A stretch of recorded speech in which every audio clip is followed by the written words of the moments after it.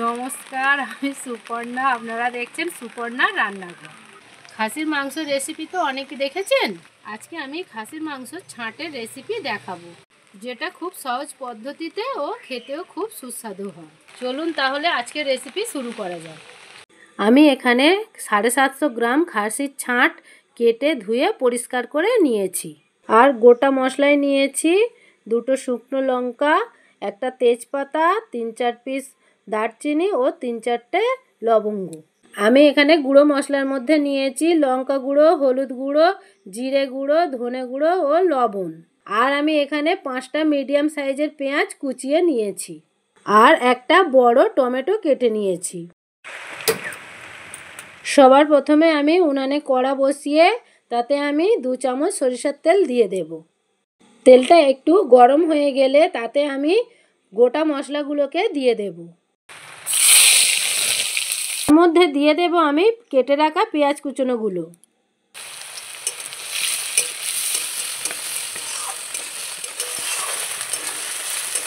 পেঁয়াজটাকে আমি 1 মিনিটের মতো নাড়াচাড়া করে তার মধ্যে দিয়ে দেব টমেটো।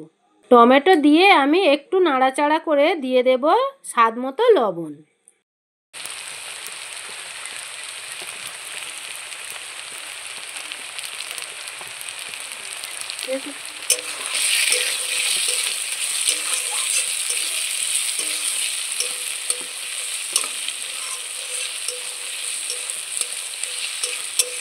আরও 1 মিনিট কষিয়ে নেব। তারপরে দিয়ে দেব আমি 2 চামচ আদা রসুন বাটা। আদা রসুন বাটাটাকেও আমি 1 মিনিটের মতো ভালো করে কষিয়ে নেব।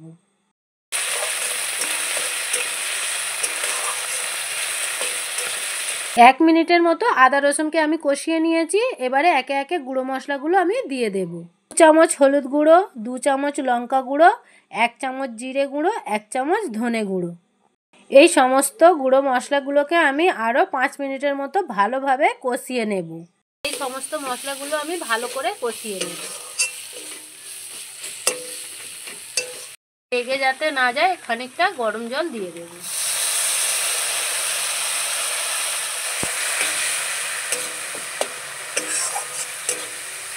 মশলা আমাদের ভালোভাবে কষানো হয়ে গিয়েছে, দেখতেই পাচ্ছেন মশলা থেকে তেল ছেড়ে দিয়েছে। এই পর্যায়ে আমি দিয়ে দেব কেটে রাখা খাসির ছাঁটগুলো। এবারে খাসির ছাঁটটা আমি দিয়ে দেব।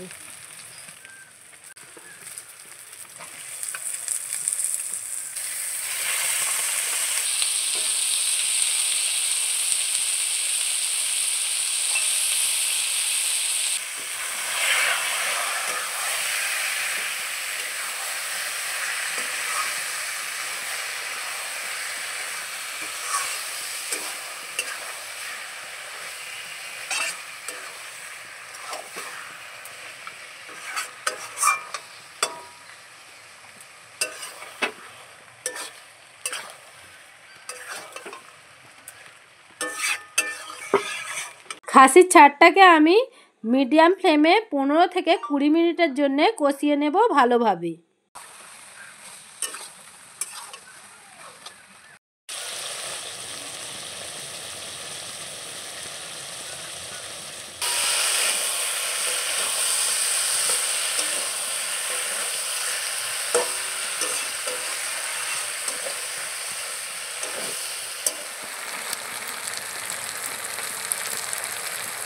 কুড়ি মিনিটের মতো ভালোভাবে কষিয়ে নিয়েছি।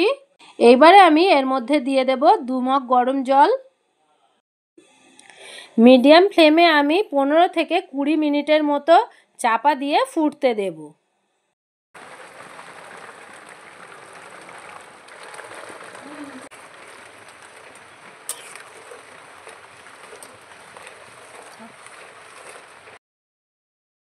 তাহলে 20 মিনিট পর ফিরে আসছি।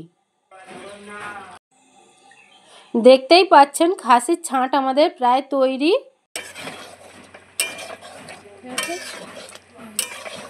প্রায় হয়ে গিয়েছে। এবারে দিয়ে দেব ধনিয়া পাতা। এবারে আমি এর মধ্যে দিয়ে দিচ্ছি কেটে রাখা ধনিয়া পাতা ও 1 চামচ গরম মশলা দিয়ে আমি একে ভালোভাবে নেড়েচেড়ে নামিয়ে নেব। ব্যাস তৈরি আমাদের খাসির ছাঁটের তরকারি। আশা করছি ভিডিওটি আপনাদের ভালো লেগেছে। আজকে রেসিপিটি এখানেই শেষ করলাম। আবার আসছি অন্য কোনো রেসিপি নিয়ে।